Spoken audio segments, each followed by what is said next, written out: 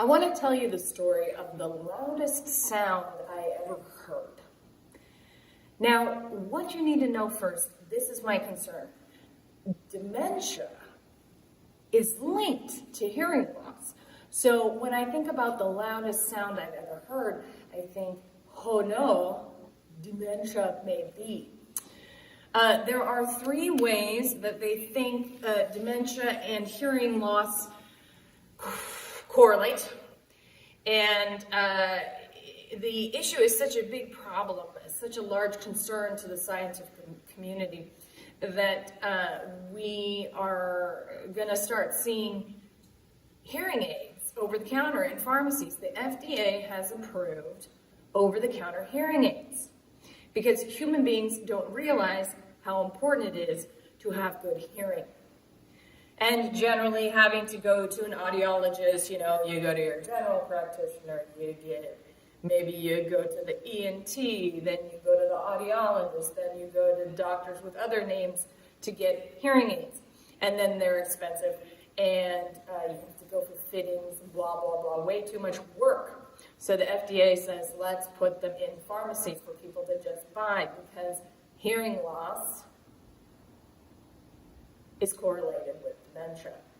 The first way that it's correlated is that it is perhaps the case that the parts of the brain that are involved in hearing are also connected to those parts of the brain that are involved in dementia formation.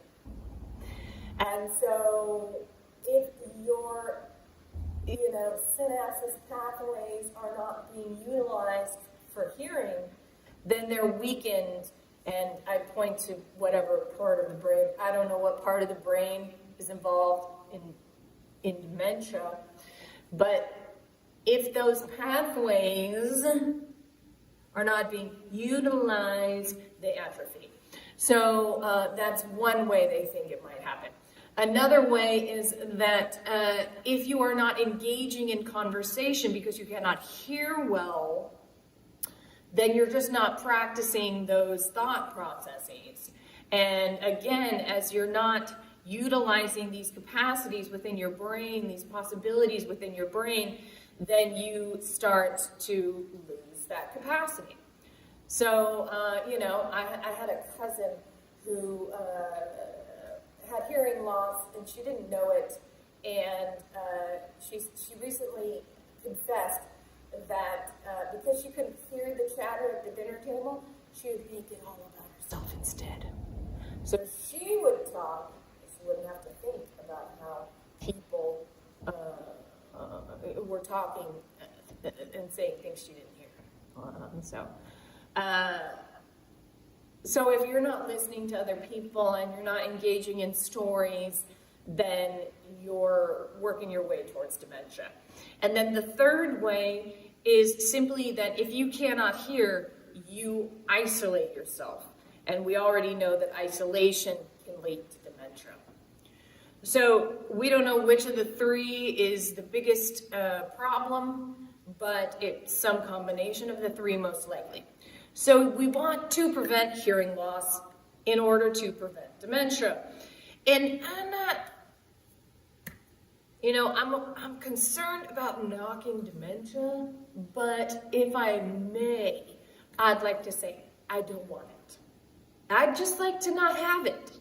I would just like to live out my life remembering things, remembering being 6 years old, and standing next to my parents' speaker, my parents' stereo system.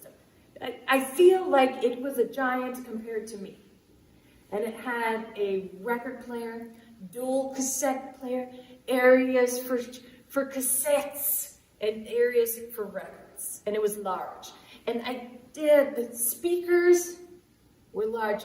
And when I was 6, I would stand next to the speaker. I would stand next to the speaker, and I would listen. I would listen to Lionel Richie. Hello, is it me you're looking for? I can see it in your eyes. I can hear it in my ears. You're all I've ever wanted. Will I have the mansion 90 years? And I'd listen to Miami Sound Machine. And I'd listen to Tracy Chapman. Don't you know? Talking about a revolution sounds like a whisper that you can't hear. Because you've blown out your eardrums. I did that for several years, I think. Probably like age 6 to age 9. I was really into listening to music super, super loud. And then when we moved, when I was an adolescent, I got left at home a lot. And that's because my parents hated me because I was a shithead. And I didn't want to do anything that they wanted me to do. I didn't want to go anywhere they wanted me to go. So I stayed at home, and I'd stay at home for the weekends. And again, the stereo was not as massive. You know, the years had passed and things had gotten more compact. And as had the records, they were now compact discs. But I would put those on, and again, I would turn it up as loud as it could go. I didn't have my mom there telling me, turn it down. You filthy teenager that I hate. I would turn it up as loud as it could go. And again, I'd sit there. I'd stand next to the speaker and let it blow. I'd listen to Les Miserables. I'm Jean Valjean. I'm so Javert, you see it's true. My hearing's no more better than yours. Who am I? I'm a kid who's not going to have any good hearing when she's older. And it was so loud that the neighbor behind us and to the side, probably like a quarter acre away, half acre away, I had all the doors closed, I had all the windows closed, and this guy complained that the music was too loud. And I don't even know how I knew that he complained, because if he'd come over to the door and banged on it really loud, I'm not sure I would have heard. I think he might have called my mother, who then called me, but we didn't have cell phones, so he must have banged on the door. And somehow I heard it, and I was probably petrified because I was a people pleaser, but at the same time, I didn't like that he didn't like my music. And I wanted to listen to Miss Saigon. I wanted to hear it. They're called Buitoy, the dust of life, conceived in hell and born in strife. They are the living reminders that my hearing is probably not going to be good. But regardless, the loudest sound I've ever heard was a 7th grader who didn't find all the prepositions on the fish. I worked in a classroom where the kids used computer programs to learn language arts and math and science and social studies. It was infuriating because these programs sucked. And the kids weren't learning anything. It was supposed to be independent work. And over time, I realized they're not learning anything. So let's start working with them so that we're sure that they're not just clickety, clickety, clickety, clickety, clicking to get done with the program. No, they were learning how to clickety, clickety, clickety, click their way through lives. It's like they were getting ready to farm Bitcoin, just clickety, clickety, clickety, clickety, clickety, and not learning anything about heat energy. Now, the student I was working with was incredibly intelligent. They could read faster than I could even glance at a page to just see how long the text went down. And I was amazed by them in so many ways. But they were very fragile. They could not stand getting something wrong. So we worked out a system where I would hold the laptop and read the information and like totally skip through all the asinine videos that told you about the things you're supposed to be learning about. And I'd be like, okay, the important thing that you need to know is this one sentence that I'm going to, boil all this 6 minutes of like stupid cartoon dogs walking through a zoo telling you about prepositions. Okay, now comes the quiz. Here's the questions. And they were smart enough to get the questions right. But the problem was that when they had the laptop in front of them, they would clickety, clickety, clickety. And if they clickety, clickety, clicked something wrong, they would scream. So I'm holding the laptop to go a little bit slower, to hear their answers and then say, you sure? Oh, and I'm going to read A, and then I'm going to read B, and then I'm going to read C, and then I'm going to read D, and then you will make your pick. Because if you click B, because it's partly correct, and then you click D, you go down to D and you see D. Then you realize, oh, yeah, B is partly correct, but D has more. Let's do it. It's A and B, whatever. They want you to get something wrong when you're smart enough to get them right. Because this computer program sucks. So we're learning about prepositions, and we come to the part where there's a screen with fish on it. Little stupid cartoon fish. And each little stupid cartoon fish, like 12 fish, each one has a preposition written on it.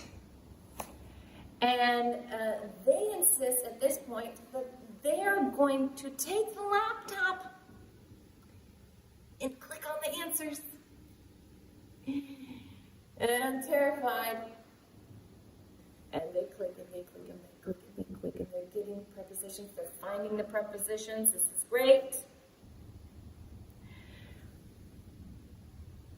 But then they click submit, and I knew it. I knew it was going to happen. I saw it coming. They missed the preposition. They didn't even get it wrong. They got it halfway, more than that, 90% correct. They just missed one stupid little fish down at the bottom. They got 6 out of 12, maybe. But there were 7 out of 12 that were prepositions. And the sound that came out of that child's head was the loudest sound I ever heard. It was a blood-curdling shriek. It was an ear-drum-piercing dagger in my head that went into the gray matter. They're like this far away from me. Mouth here, screaming. My ears here.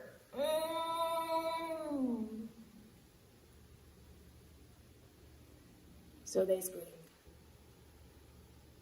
And I'm not going to demonstrate that scream because there is absolutely no way that I could make a sound that would give you any idea of how loud and sharp this scream was. So they screamed and they ran out of the room. And I stood up and I attempted to shake it off. I was walking around like this.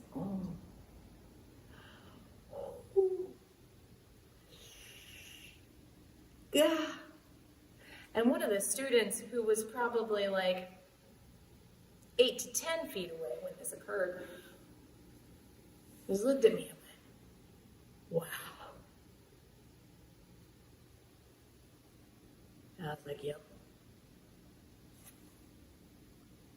I think that's the loudest sound I've ever heard. And then I had to kind kind of like judge myself, of course, and think like, was that inappropriate? Like, am I like, this kid's already made fun of because they scream like this periodically, and am I making them look worse by saying something like that? No, it was objective fact, and it's not judgmental. It was the loudest sound I've ever heard. So, I might get dementia because I listened to the speakers right here, and I still do it. So now I have the little portable speaker. This is one of these guys. And I'm like, oh yeah, talk to me, baby. Oh yeah, let's listen to this. And now I'll listen to Disturbed. Oh, you tell me you like it. You tell me you won't it. You're mine and you don't need another one. Oh, it's so beautiful. The freaking metal in the ears. That might have something to do with dementia, were I to develop it. But I know that shriek will haunt me. It will haunt me until the day I have dementia and can't remember